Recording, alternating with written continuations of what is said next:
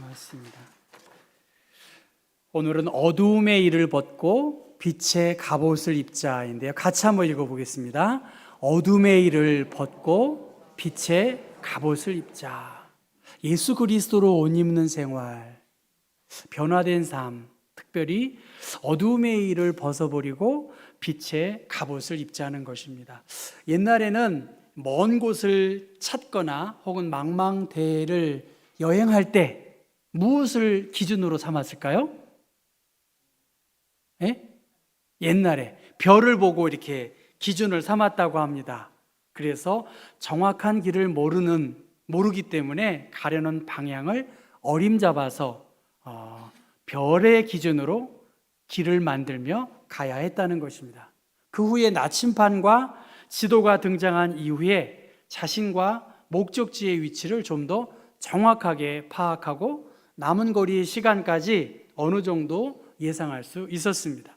저는 비행기를 탈 때마다 저 무거운 쇳덩어리가 어떻게 저렇게 많은 사람과 많은 짐을 가지고 이렇게 하늘을 날아다닐 수 있나? 전 지금도 수학이나 물리학이나 이런 걸 잘 몰라서 잘 모릅니다.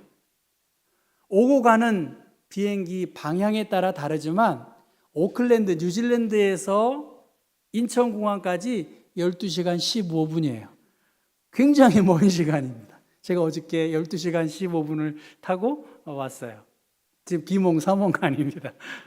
그런데 그 먼 시간을 한 번도 쉬지 않고 그 무거운 그 비행기가 어떻게 우리를 거의 예상하는 시간에 맞추어서 도착하게 할까? 비바람과 천둥과 번개 등 자연의 거센 저항을 받으면서도 먼 곳에 정확하게 그리고 안전하게 안착하는 것을 보게 됩니다. 비행기에는 자동 항법 장치가 있다고 합니다. 그래서 조종사가 직접 조종하지 않아도 항공기가 정해진 목표 지점을 항해하고 운행할 수 있다고 합니다. 그래서 항공기가 이륙하기 전에 입력한 데이터를 입력합니다. 그러면 승무원이 문을 탁 닫고 모든 것이 오토매틱으로 그렇게 진행이 됩니다. 오토파일럿 모드에 맞춰 놓으면 착륙할 때까지 일정하게 간다는 거예요. 우리 교우 가운데 기장이 있었어요.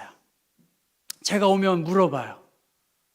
내가 보기엔 특별히 하는 일이 없을 것 같은데 무슨 일을 그렇게 수고하고 있느냐고 했더니 자기도 특별히 하는 일이 없대요. 왜냐하면 기계가 오토매틱으로 해주는데 근데 그 기장도 부기장쯤 되는 것 같아요.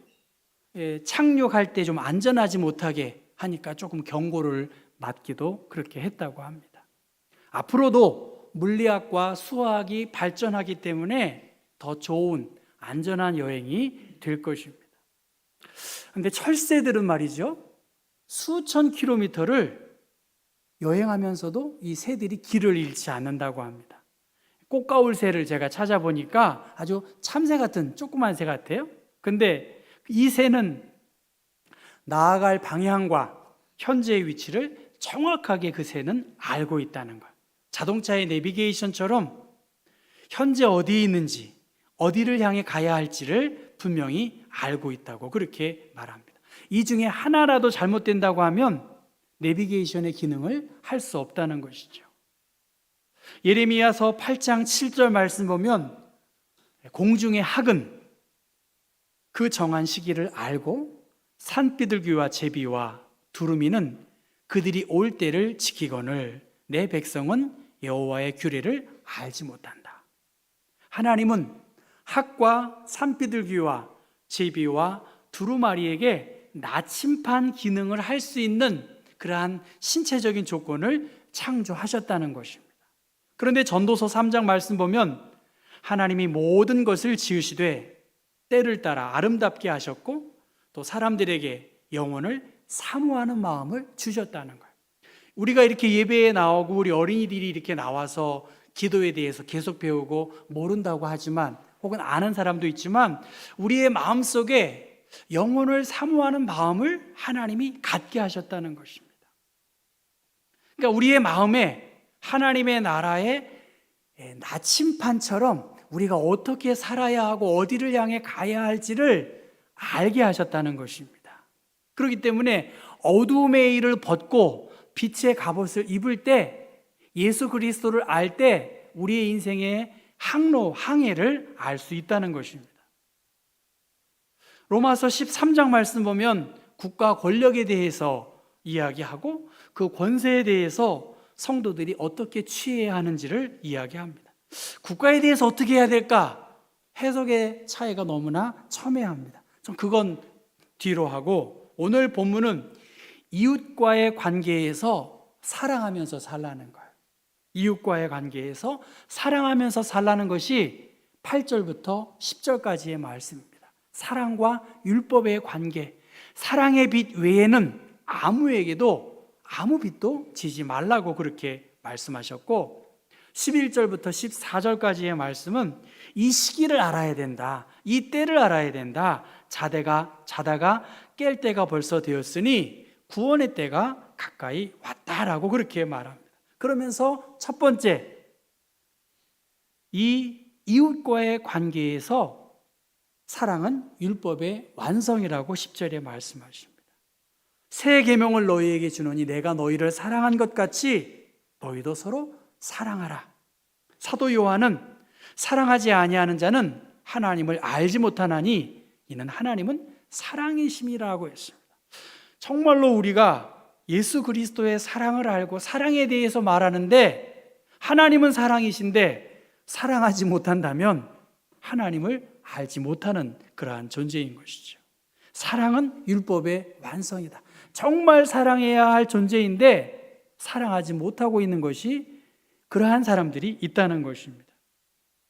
이번 휴가를 보내면서 저는 뭐 이렇게 더 누구를 만나고 어디를 더 가야 할 그런 여행을 간 건 사실 아니에요. 제가 17년 정도 살았기 때문에 뭐 더 보려고 하는 것도 아니었습니다. 그래서 아이가 출근할 때 뭐 한 6시 한 40분쯤에 나가더라고요. 그러면 이제 출근할 때 정류장까지, 둘째는 차 없이 대중교통을 이용하더라고요. 바라다 주고 주변을 산책하는 일들을 자주 했었습니다. 그러다가 한 40분 정도 거리에 산 마운트 웰링턴이라는, 거기는 분화구가 있어요. 그래서 거기를 한번 가야 되겠다 하는 둘째 아이가, 큰 아이가 있는 학교 근처이기 때문에 한번 걸어갔습니다. 근데 제가 7일 연속 무지개를 봤습니다. 7일 연속 무지개를 봤어요. 그러니까 7일 연속 뭐가 왔다는 거죠? 비가 왔어요. 비가. 지금 우기철이면 가장 안 좋은 철이 제가 간 철인데, 8일째 되는 날은 제가 시티에 있는 도서관에 가느라고 8일째 되는 날은 제가 무지개를 못 봤습니다. 평생 무지개를 쉽게 볼 수 있는 나라가 뉴질랜드입니다. 제가 경복교회에 와서 평생 먹을 냉면을 금방 다 먹었어요. 그런 것처럼 아주 쉽게 볼 수 있는 게 무지개입니다. 근데 제가 단순한 생활을 해서 그런지 아침에 아주 규칙적으로 화장실을 가는 거예요. 그래서 아이를 배웅하고 오면 곧 화장실을 갔는데, 그날은 그런 생각을 모르고 그냥 바라다 주고 한번 마운트 웰링턴 산에 한번 가야 되겠다 하고 한 20분쯤 걸어갔어요. 근데 화장실에서 몸에 신호가 오는 거예요. 이거 어떻게 하지? 준비를 안 했는데 하고, 그 경험이 있으니까 그래, 주유소에 들어가야 되겠다 하고 주유소에 갔습니다. 그래서 조그만 물건을 하나 샀어요. 그리고 화장실이 어디입니까? 물어보니까 고장났다는 거예요. 이게 고장나면 어떻게 하지? 그러냐고. 그래가지고 황급히 나왔어요. 그래서 둘러보니까 런치바, 뭐 파이나 샌드위치 바는 그걸 주로 아시안인들이 하는데, 런치바에 가서 원치도 않는 음식을 또 하나 샀어요. 그리고 자신 있게 화장실이 어디냐 했더니 여기는 화장실이 없다는 거야. 그래가지고 돈은 돈대로 나가고 마음이 급한 거예요. 심각한 거잖아. 이른 아침이니까 한 7시 한 10분쯤 됐을까요? 이대로 멈출 수는 없다 하고 다시 주유소에 갔어요.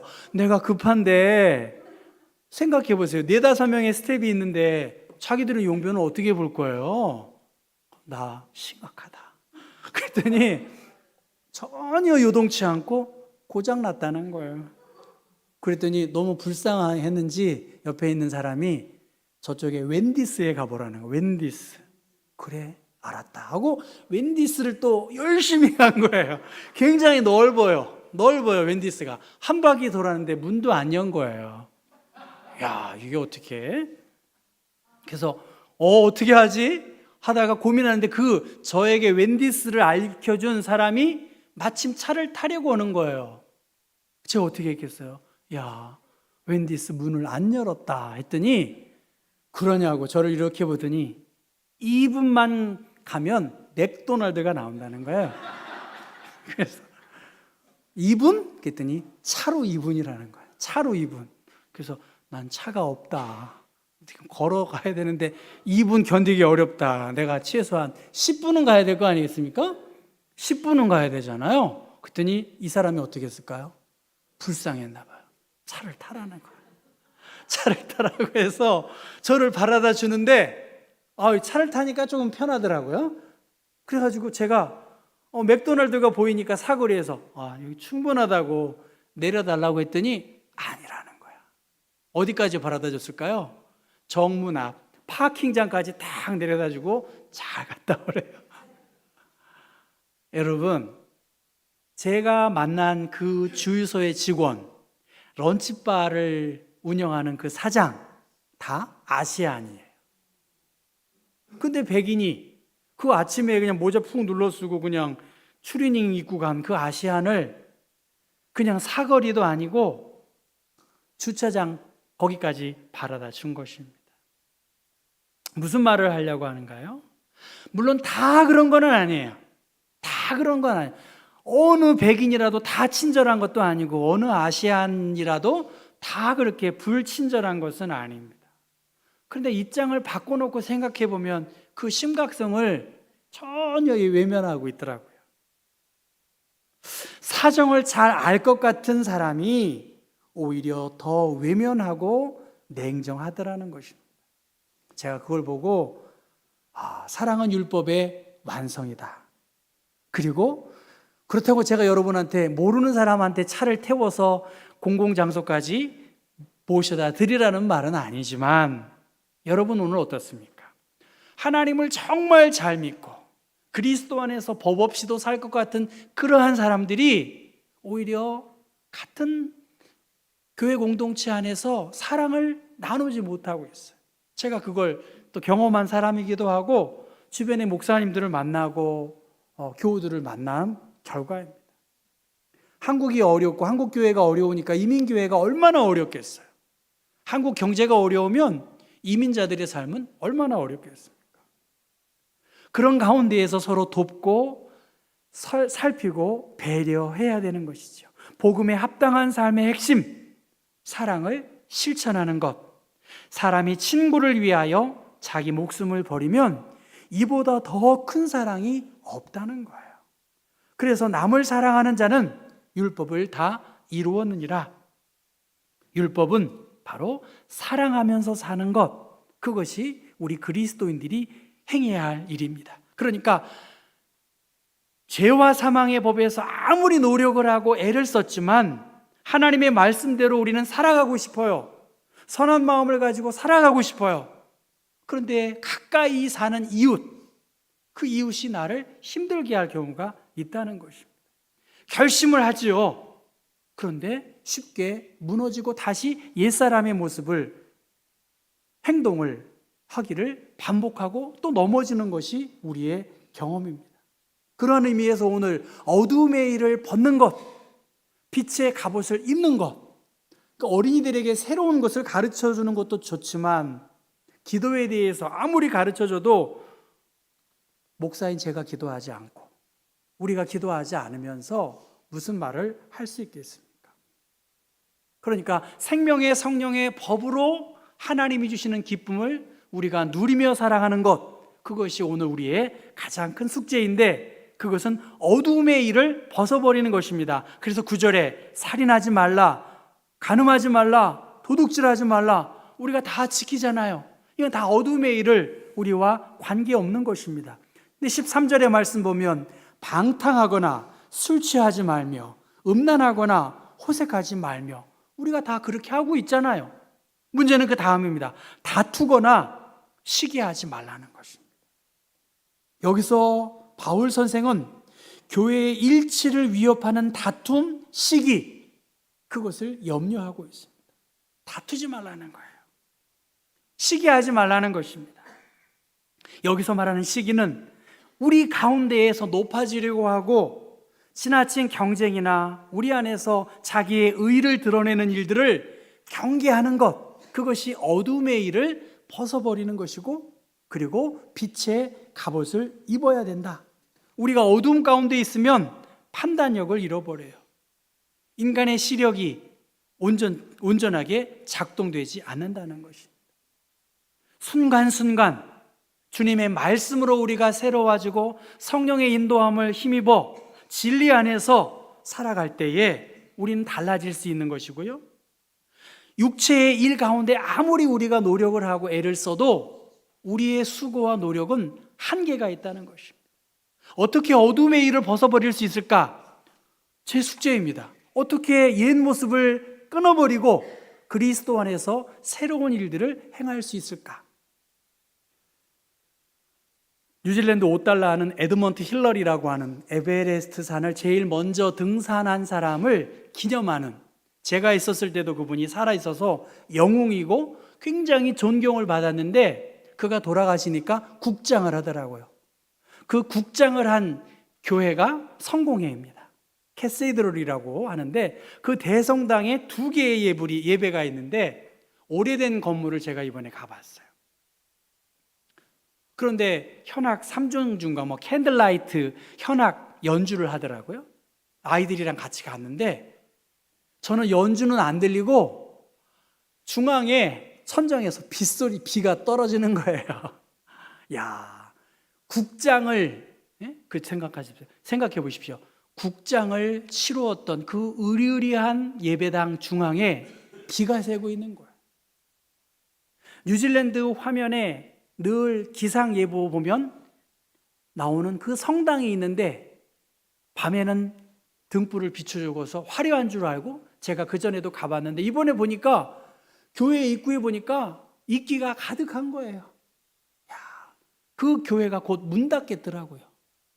문 닫겠더라. 얼마나 예의 바르고 얼마나 약자에 대해서 법을 잘 배려하는 나라가 뉴질랜드인데, 그러니까 착하고 성실하고 윤리와 도덕만을 가지고 교회 공동체가 운영이 될 수가 없다는 거야. 그런데 어느 교회가 보니까 찬양이 있고 사랑이 있고 성도의 교제가 있으니까 그 교회가 하나님의 일들을 지역을 위해서 많이 하는 것을 제가 볼 수 있었습니다. 육신이 있는 자들은 하나님을 기쁘시게 할 수 없다는 거야. 우리가 잘해보자 이거 가지고는 안 되고요. 성령의 도우심, 십자가의 은혜와 사랑, 생명의 성령의 법으로 우리를 이끌으셔야 우리의 옛 자아가 죽고 어두움이 벗어나고 하나님이 기뻐하시는 빛의 갑옷을 입을 수 있는 거예요. 너희가 이 시기를 알거니와 자다가 깰 때가 벌써 되었다. 밤이 깊고 낮이 가까웠다. 우리가 어두움의 일을 벗어버리고 빛의 갑옷을 입으라고 말합니다. 루돌프 불트만은 이렇게 말합니다. 계시자, 하나님이겠지요. 하나님을 만나기 전에는 모든 사람들의 생활은 어두움과 죄 안에 놓이게 된다는 거예요. 내가 아무리 착하게 살고 한다 할지라도 우리의 옛 자아는 언젠간 드러날 수밖에 없기 때문에 생명의 성령의 법이 되시는 하나님을 만나고 성령의 인도함을 받을 때에 이 모든 일들이 가능하다는 것입니다. 그래서 사도 요한은 요한일서 1장 6절에 우리가 하나님과 사귐이 있다 하고 어둠에 행하면 거짓말을 하고 진리를 행치 아니합니다. 단지 입술로 고백하고 주님을 사랑한다라고 할 것이 아니라 이 어둠의 일을 끊어버리고 빛의 갑옷으로 무장해야 된다는 것입니다. 데살로니가전서 5장 8절 우리는 낮에 속하였으니 정신을 차리고 믿음과 사랑에 호심경을 붙이고 구원의 소망에 투구를 쓰자, 그렇게 말합니다. 육신적인 것도 무시할 수는 없지만 이것으로는 하나님의 의를 이룰 수 없다는 거예요. 성령께서 은혜와 긍휼을 베풀어 주시고 예수 그리스도로 옷 입는 사람, 예수 그리스도께 도움을 구하고 예수 그리스도로 온몸을 무장해야 된다는 거예요. 이것은 교회 밖의 사람들이 아니라 바로 로마 교회 성도들을 향한 바울의 간절한 바람이고 경고입니다. 참 빛을 완강히 부인하고 예수 그리스도를 주로 시인하기를 거절하는 사람, 어두움 가운데 있는 사람, 이 어두움 가운데에서 행하는 자들에게는 흑암이 그를 휘감아싸서 절망과 멸망에 이를 수밖에 없다는 것입니다. 육체의 힘으로 성령의 일하심을 대신할 수 없습니다. 성령께서 우리를 다루시고 온전히 육체의 세력을 정복하도록 하나님께서 우리에게 은혜와 능력을 맡겨주셨습니다. 우리 교회는 좋은 마음과 정신을 가지고 있어요. 이번 총회 총무님도 너무나 고맙다고 저에게 말씀을 했습니다. 문제는 어두움의 일을 벗고 빛의 갑옷을 입는 것입니다. 신앙의 눈으로, 믿음의 눈으로 성령의 일하심을 힘입어 내 욕심과 생각들이 못 박히고 말이죠, 하나님이 일하시는 하나님의 나라의 가치와 소망을 품고 살아간다면 어두움은 점점점 물러갈 수밖에 없다는 것입니다. 아이들이 직장을 다니고 학교를 다니기 때문에 계속 같이 있을 수는 없었습니다. 아이들이 그럽니다. 제가 이번에 효도 관광 간 것 같아요. 아니면 경로 관광 간 것 같아요. 저보러 운전도 못하게 하고요, 아무것도 못하게 해요. 기특하기도 하고 서운하기도 하고. 제가 한 70세 이상은 된 것 같아요. 그런데 이렇게 계속 뭔가를 해주려고 해요. 해주려고. 맛있는 것도 사주 먹으러 가자고. 맛있는 게 있겠습니까? 사실은 한국만큼 먹거리가 없거든요. 뭘 보여주려고 그래요. 내가 17년 살아났는데 뭘 보여주려고 하냐. 나는 너희와 함께 있기만 하면 좋다. 난 도서관에 가도 좋고 파크에 가도 좋고 사람들 만나는 데 가면 좋다. 여러분, 무슨 말입니까? 왜 우리가 어둠의 일을 벗지 못하는가? 조급하고 있어요. 걱정이 많이 있어요. 왜 어둠의 일을 벗을 수 있는 방법은 그냥 주님과 함께 앉아있는 것만으로, 전 아이들과 있는 게 좋더라고요. 그냥 뭘 더 볼 게 있겠어요. 저도 많이 다른 여러 나라 다녀봤는데 아이들과 함께 있는 거예요. 기쁜 거죠. 여러분, 주님께서 여러분에게 무엇을 그렇게 기대하시나요? 내 안에 거하라, 그렇게 말씀하시잖아요. 주님 안에 거하시는 거예요. 우리가 정말 믿음 생활을 잘 하려고 하면 대단한 일을 하려고 하는 게 아니라 주님 안에서의 기쁨, 여호와로 인해서 찬송하고 감사하고 주께 경배하는 것이죠. 그것이 어둠의 일을 벗어나는 것이고 예수 그리스도로 빛의 갑옷을 입는 것입니다. 누구든지 그리스도와 합하기 위하여 세례를 받는 자는 그리스도로 옷 입었느니라. 내가 죽고 내 안에 거하시는 주의 성령님을 의지하는 것입니다. 그거예요. 제가 그렇게 묵상해서 어떻게 어둠의 일을 벗고 빛의 갑옷을 입을 수 있을까? 어떻게 나의 육신의 옛 모습이 달라지고 그리스도 안에서 정결한 신부로 달라질 수 있을까? 많은 일을 하지 말자는 것이 아니라 가장 우선 여러분, 주님이 우리를 사랑하시는 그 십자가의 은혜와 사랑이 있는데 그 은혜가 족한데 무엇을 더 구하고 염려하고 불평하고 원망하냐는 거예요. 주님이 우리와 함께 하시는데 아이들과 함께 있는 것만으로도 기쁜데 우리가 그 아이들의 입장에서는 자꾸만 뭘 해주려고 하는 것은 좋은 마음이긴 하지만 부모의 뜻을 모르는 것입니다. 사랑하는 성도 여러분, 주님의 뜻이 무엇인가?